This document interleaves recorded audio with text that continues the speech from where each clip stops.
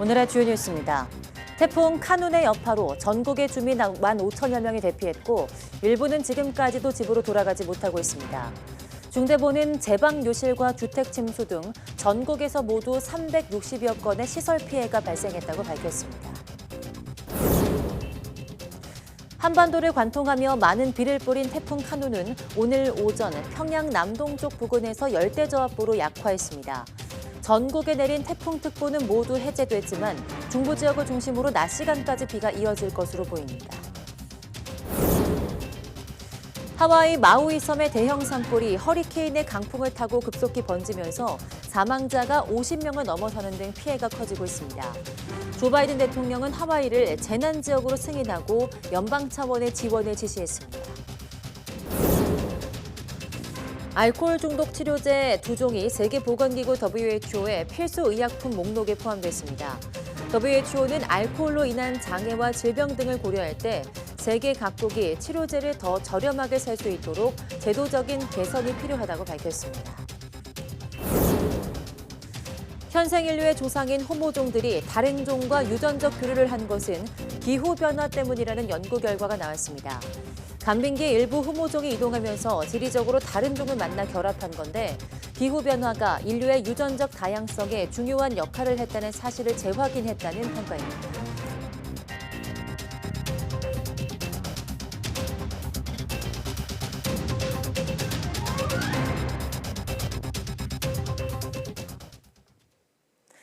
여러분 안녕하십니까? 8월 11일 사이언스 투데이 시작합니다. 한반도의 상륙에 내륙을 관통하며 많은 비를 뿌렸던 태풍 카눈이 오늘 새벽 평양 남동쪽 부근에서 열대저압부로 약화했습니다. 기상청은 6호 태풍 카눈이 오늘 오전 6시쯤 평양 남동쪽 약 80km 육상에서 열대저압부로 약화했다고 밝혔습니다. 이로써 우리나라에 내려졌던 태풍특보도 모두 해제됐습니다. 기상청은 그러나 열대저압부의 영향으로 중부 서해안 중심으로 매우 강한 바람이 불고 중부를 중심으로는 오전까지 비가 내리겠다고 밝혔습니다. 특히 수도권에는 시간당 10mm 안팎의 다소 굵은 비가 내리는 곳이 있다며 주의를 당부했습니다. 태풍 여파로 15,000여 명이 대피해 6,000명 넘게 집으로 돌아가지 못하고 있습니다. 제방요실, 주택 침수 등 시설 피해가 361건 집계됐습니다. 중대본은 오늘 오전 6시 기준 공공시설 피해가 184건, 사유시설 피해는 177건 집계됐다고 밝혔습니다. 도로 침수 유실은 64건이며 토사 유출은 6건, 제방요실 10건, 가로수 쓰러짐 등 기타 98건 등입니다. 주택 침수는 30건이며 주택 파손은 3건, 상가 침수는 16건, 토사 유출은 8건 등입니다. 부산, 울산, 대구, 경남 등에서 4만여 가구가 정전돼 현재까지 94% 이상 복구됐습니다. 아직 중대본이 공식 집계한 태풍 인명피해는 없습니다. 중대본은 어제 대구에서 발생한 사망 실종 사고 관련 구체적인 원인을 파악하고 있다고 밝혔습니다. 태풍 카눈 진로의 오른쪽 위험 반원에 위치한 강원 동해안 지역에는 400mm가 넘는 물폭탄이 쏟아졌습니다. 주택과 도로 곳곳이 침수되고 하천 범람 우려로 주민들이 긴급 대피하는 등 피해가 속출했습니다. 송세혁 기자입니다. 1시간에 90mm가 넘는 집중호우가 쏟아진 속초시의 한 주택가. 소방대원이 가슴 높이까지 차오른 물속에서 노인을 업고 나옵니다. 집안에 갇혀 있다가 가까스로 구조된 겁니다. 강릉 경포호 인근 상가에서도 갑자기 불어난 빗물에 고립됐던 주민과 관광객들이 구조됐습니다. 갑자기 불어나가지고 지금 차는 지하에 있고 나오지를 못해갖고 저분들이 왔다 갔다 하시길래 그냥 도움받아갖고 나왔어요. 속초 도심 도로 곳곳이 물바다로 변했고 시장도 침수됐습니다. 상인들은 밀려드는 빗물을 막기 위해 안간힘을 씁니다. 하천 범람과 산사태 우려 등으로 주민 대피령도 잇따랐습니다. 고성과 삼척 등 강원 동해안 시군에서 주민 수백 명이 대피했습니다. 거기가 침수 지역입니다. 그래서 를 대피시켜서 여기 와 있습니다. 강릉과 속초 등 강원 동해안 지역 도로 수십 곳이 침수나 토사 유출로 전면 또는 부분 통제됐습니다. 강릉시 강동면 7번 국도입니다. 도로 옆 비탈면에서 물이 폭포수처럼 쏟아지고 있습니다. 중장비는 도로에 쌓인 돌과 흙을 치우고 있습니다. 삼척에서는 안전을 위해 도계를 제외한 모든 구간 시내 버스 운행도 중단됐습니다. 강릉 안목해수욕장 인근 도로입니다. 시간당 50mm 안팎의 폭우로 이렇게 도로가 물에 잠겨 차량 통행이 통제되고 있습니다. 태풍의 영향권에서 벗어나 비바람이 그치고 본격적인 조사가 이루어지면 피해 규모는 크게 늘어날 것으로 보입니다. YTN 송세혁입니다. 강원도 강릉시에선 강한 비바람에 아파트 축대가 무너져 내리면서 주민 10여 명이 급히 대피했습니다. 속초와 고성에서도 상가가 침수되고 도로가 하천처럼 흙탕물에 잠기는 등 다급한 순간이 이어졌습니다. 강원 영동 피해 상황을 황보혜경 기자가 정리했습니다. 시멘트 바닥이 갈라져 황토색 흙이 그대로 드러나 보입니다. 장독대와 화분들이 아래로 쓸려 내려가 어지럽게 널브러져 있습니다. 강원도 강릉시 교동에 있는 5층짜리 아파트에서 담장이 무너져 내리는 사고가 났습니다. 태풍 카눈이 몰고 온 거센 비바람에 아파트 담장을 받치던 축대가 붕괴한 겁니다. 축대가 이렇게 무너지면서 담이 붕괴됐고 건물 가까이 이렇게 이제 침식이 되면서 이거 자칫 잘못하면은 아파트가 붕괴할 수도 있겠다. 다친 사람은 없었지만 주민 10여 명이 당분간 임시대피소에 머무르게 됐습니다. 유리문을 열자 누런 흙탕물이 왈칵 밀려 들어옵니다. 가게 안은 발목까지 물이 차 첨벙거리고 미처 건지지 못한 물건들이 둥둥 떠다닙니다. 1시간에 91.3mm에 달하는 물벼락이 쏟아진 속초시에선 상가가 물에 잠기고 도로가 침수돼 일대 교통이 마비됐습니다. 사람들이 합심해 가게 앞에 모래주머니를 쌓아 올립니다. 강원도 고성군 거진읍 도로가 마치 하천처럼 변해버렸습니다. 당시 제가 장화를 신고 나왔는데 장화 안으로 물이 다 들어갈 정도로 물이 많이 차 있었고요. 무릎 가까이 물이 차 있었어요. 고성에는 한때 앞이 안 보일 정도로 시간당 80mm가 넘는 극한호우로 주민 대피령이 내려졌고 곳곳에서 도움을 요청하는 신고와 제보가 잇따랐습니다. YTN 황보혜경입니다. 태풍 카눈이 내륙을 지나며 점차 약해지면서 수도권에선 우려했던 만큼의 큰 피해는 없었습니다. 인명사고 없이 태풍이 지나간 상황에 시민들은 안도의 한숨을 내쉬었습니다. 정현우 기자입니다. 눌린 것처럼 한가운데가 푹 꺼진 한옥지붕. 쏟아진 나무와 기와 파편이 집안에 가득합니다. 수도권이 태풍 영향권에 들어오면서 서울 종로구 한옥이 무너진 겁니다. 빈집이라 다친 사람은 없었지만 주변 주민들이 대피해야 했습니다. 저희가 이사가 종료되고 구청 인계하고 나온 뒤에 이재민 소식자가 하더라고요. 이렇게 건물이나 가로수가 쓰러져 접수된 서울 지역 태풍 피해는 모두 10여 건. 다행히 인명사고는 없었습니다. 내륙에서 태풍의 위력이 낮아진 덕분으로 보입니다. 가로수 쓰러진 거 이런 것들을 그때부터 다 조치를 하고 있습니다. 크게 그런 상황은 없습니다. 덜렁덜렁 거려서 조치한 것들은 있어도. 한때 강하게 분 바람에 교회 첨탑이 쓰러지는 등 아찔한 일이 빚어졌지만 수도권에서도 다친 사람은 없었습니다. 큰 피해가 없이 태풍이 지나가자 상인과 건물 관리인들은 크게 안도했습니다. 이번에도 물에 잠길까 우려해 강남역 건물 주변 곳곳에는 이렇게 차단판도 올린 모습인데 걱정했던 일은 크게 없었습니다. 집으로 돌아가는 길을 염려하던 시민들도 놀랐던 가슴을 쓸어내린 건 같았습니다. 너무 늦게 가면 안 되겠다 생각을 좀 했고 좀 걱정해서 집 나올 때도 창문 다 닫고 했는데 생각보다 비가 많이 안 와서 다행인 것 같아요. 다만 오늘 오전까진 중부지방은 태풍 영향권에 있을 거란 기상청 예보도 있는 만큼 경계를 완전히 늦춰선 안 될 것으로 보입니다. YTN 정현우입니다. 제6호 태풍 카눈이 북상하면서 중단됐던 KTX와 일반 열차 등의 운행이 오늘부터 재개됐습니다. 한국철도공사 코레일은 전날 태풍 영향으로 운행을 중단하거나 구간을 조정했던 KTX와 일반 열차, 전동열차의 상당 노선을 오늘부터 다시 운행하고 있다고 밝혔습니다. 다만 강수량이 많아 현재 운행 중지된 경전선, 태백선, 경북선, 영동선 구간은 시설물 안전을 확인한 뒤 차례로 운행을 재개할 예정입니다. 특히 이 구간들은 점검 열차 운행과 직원들의 유관 점검 등으로 선로와 시설물 안전을 확인한 뒤 재개 여부를 결정할 방침입니다. SRT 열차도 오늘 첫 차부터 모든 열차가 정상 운행에 들어갔습니다. 세계적 휴양지 미국 하와이 마우이 섬이 허리케인이 키운 대형 산불로 순식간에 잿더미로 변했습니다. 주민들이 불을 피해 바다로 뛰어들기까지 했는데요. 지금까지 적어도 53명이 숨지고 관광객들은 공항에 발이 묶였습니다.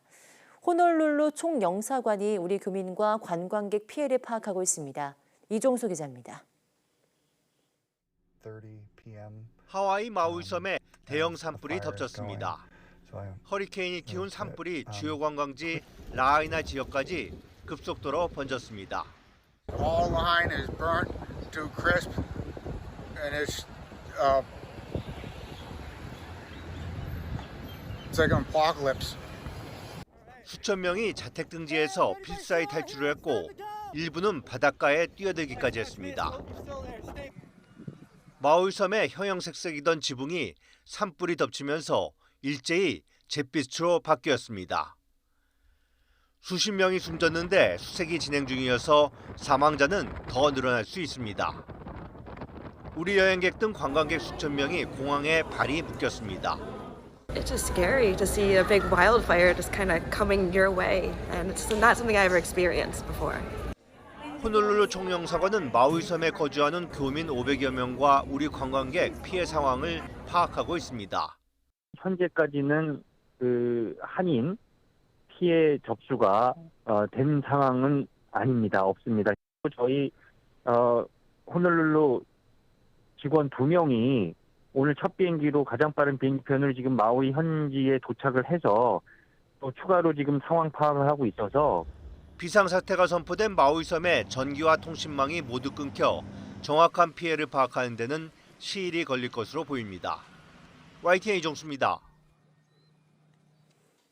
조 바이든 미국 대통령은 산불로 대규모 피해를 입은 하와이를 재난 지역으로 승인하고 복구를 돕기 위한 연방 차원의 지원을 지시했습니다. 이번 조치로 하와이 지역에서 화재 피해를 본 사람들에게 연방 자금이 지원될 수 있게 됐습니다. 바이든 대통령은 현지 시간 10일 유타주에서 가진 참전 용사 관련 행사에서 하와이 주민들과 함께 기도할 것이라며 도움이 필요한 사람은 즉각 지원받게 될 것이라고 약속했습니다. 바이든 대통령은 희생자들과 막대한 재산 피해를 입은 사람들에게 깊은 위로를 전달했습니다.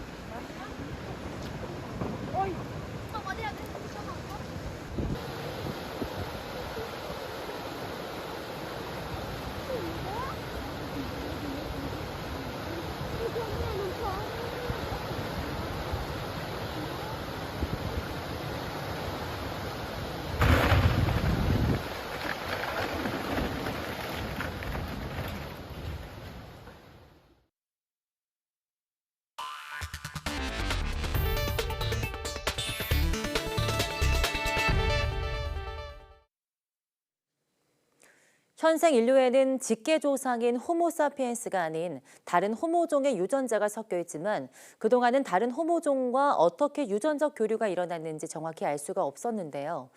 그런데 서식지가 다른 두 호모종의 만남이 이루어진 원인이 기후변화였다는 사실을 국제연구팀이 밝혀냈습니다. 양우영 기자입니다. 현생 인류의 유전자에는 직계조상인 호모사피엔스 이외에도 네안데르탈인과 데니소바인의 DNA가 일부 섞여 있습니다. 다른 호모종 사이에 교배가 있었다는 직접적인 증거는 이미 화석 대니로 확인된 바 있습니다. 하지만 언제 어떻게 네안데르탈인과 데니소바인의 만남이 이루어졌는지는 지금까지 밝혀진 게 없었습니다. 그런데 국제공동연구팀이 커다란 기후변화로 인해 두 호모종이 만나는 장소와 시기가 결정됐다는 사실을 밝혀냈습니다. 연구팀은 우선 지구 자전축과 공전궤도 변화로 인한 천문학적 변동과 온실가스 농도 등을 이용해 기후 모델링을 만든 뒤 슈퍼컴퓨터를 이용해 300만 년 동안의 기온, 강수량 등의 기후 자료를 만들었습니다. 여기에 화석과 유전자 자료를 결합하니 네안데르탈인은 온대림과 초원지대를, 데니소바인은 툰드라 냉대림과 같은 추운 서식지를 선호하는 것으로 나타났습니다. 연구팀은 기후변화가 서식지에 어떤 영향을 미쳤는지 분석한 결과 간빙기에 네안데르탈인이 서쪽에서 동쪽으로 이동하면서 데니소바인을 만났습니다.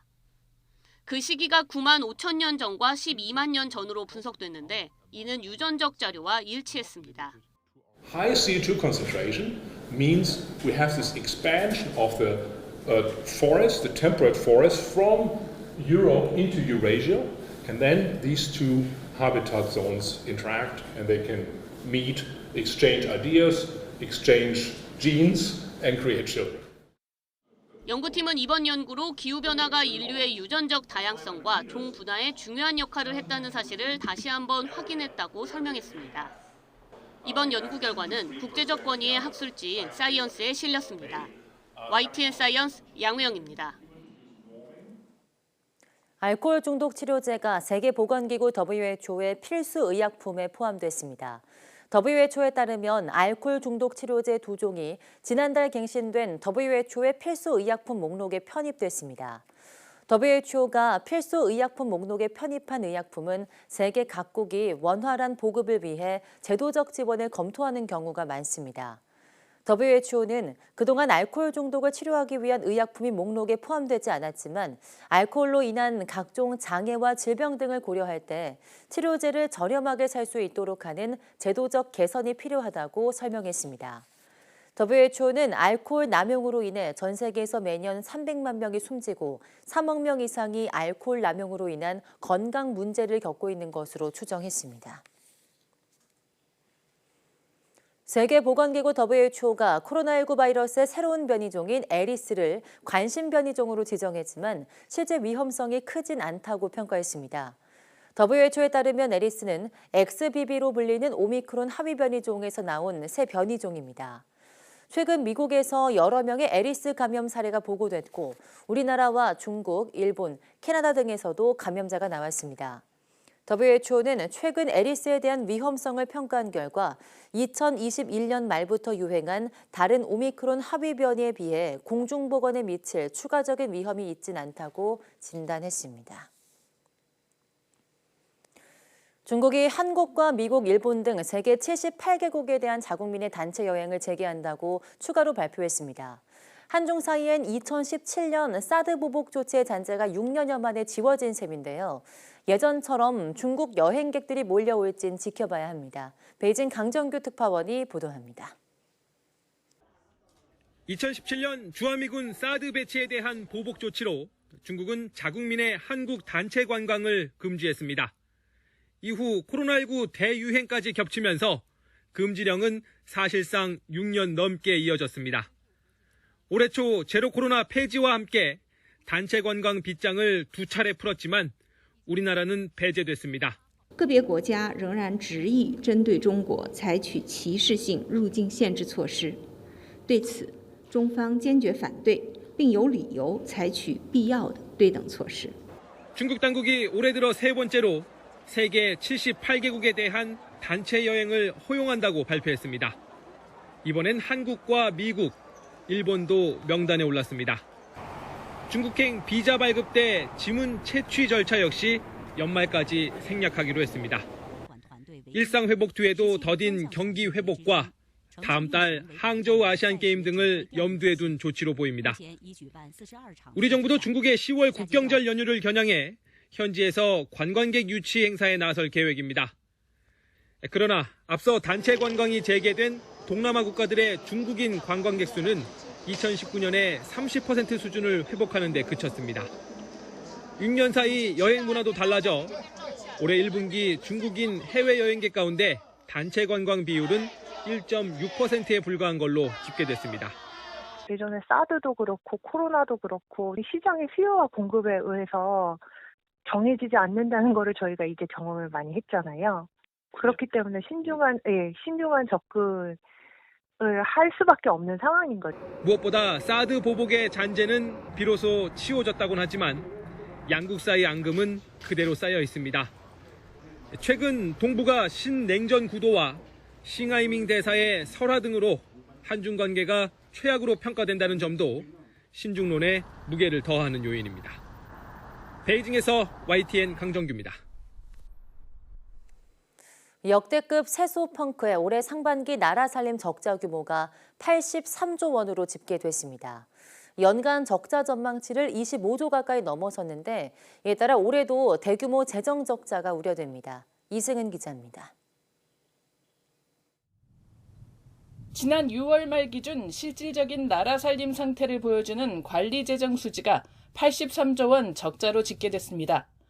정부 연간 전망치 58조 2천억 원을 24조 8천억 원 초과했습니다. 코로나 관련 지출 감소에도 적자가 심화된 건 역대급 세수 부진 때문입니다.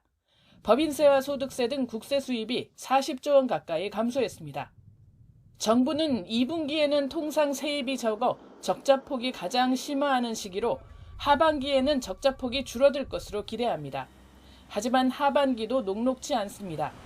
수출 부진으로 이달 법인세 중간 예납분이 크게 호전되기 어렵고 12월 종부세수도 부동산 공시가격 하락으로 크게 줄 것으로 보입니다.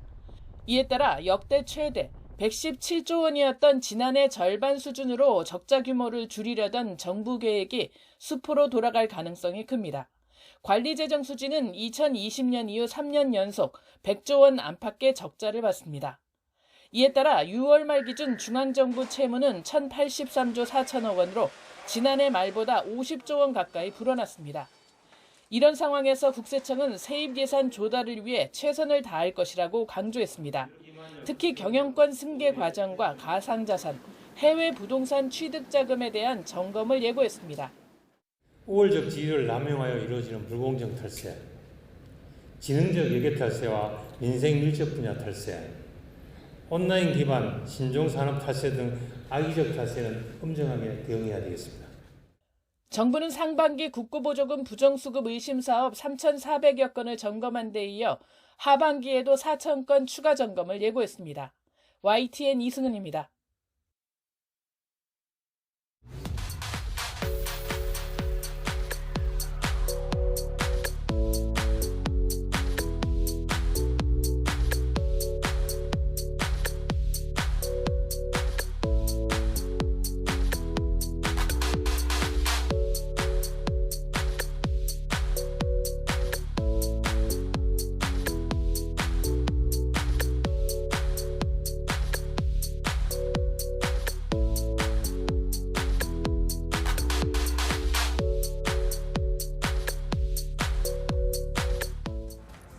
영화를 더 재미있게 보는 시간, 매주 금요일 오후 4시 사이언스 투데이 사이언스 레드카펫에서는 영화 속 다양한 과학 이야기들을 전해드리고 있는데요. 오늘은 최근 한국 영화 4파전에 새롭게 참전한 대작이죠. 재난을 마주한 인간의 민낯을 그린 영화 콘크리트 유토피아에서 그리는 과학 이야기를 전해드리겠습니다. 많은 시청 바랍니다. 함께해 주신 여러분 고맙습니다.